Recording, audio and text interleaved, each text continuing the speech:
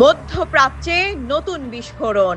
Israeli আগ্রাসনের জবাবে Yemen দিয়েছে পাল্টা চমকে দেওয়া জবাব। ভোরের আকাশে হুথিদের ক্ষেপণাস্ত্র, সাইরেন বেজেছে ডেড সির উপকূল জুড়ে।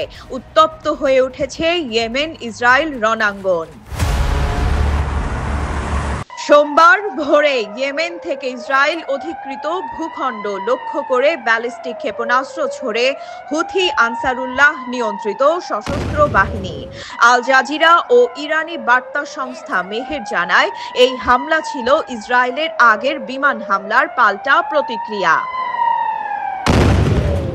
ইসরায়েলি সূত্র মতে, ক্ষেপণাস্ত্রগুলো ফিলিস্তিনের অধিকৃত বিভিন্ন অঞ্চলে নিক্ষেপ করা হয়েছে।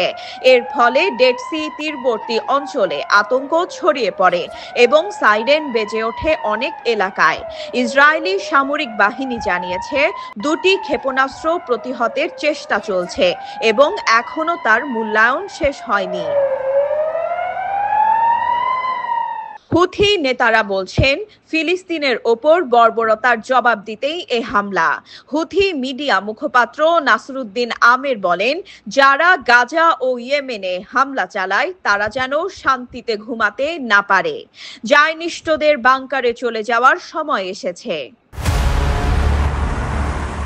এর আগে রোববার হুথিরা হাইপারসনিক ব্যালিস্টিক ক্ষেপণাস্ত্র ছুড়ে তেল আবিবের বেন গুরিয়ন বিমানবন্দর অচল করে দেয়। এরপর সোমবার ইসরায়েল হামলা চালায় ইয়েমেনের তিনটি বন্দর, হোসেইন, রাস ইসা সালিফ এবং রাস কান্তিব বিদ্যুৎ কেন্দ্রে। গাজা যুদ্ধের পর মধ্যপ্রাচ্যের আরেকটি হটস্পট হয়ে উঠেছে ইয়েমেন।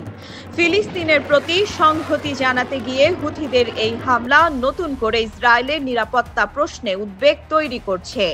এই উত্তপ্ত পরিস্থিতি আরও বড় সংঘাতে রূপ নেবে কিনা তা এখন সময়ই বলে দেবে। নিউজ ডেস্ক, ভোরের পাতা।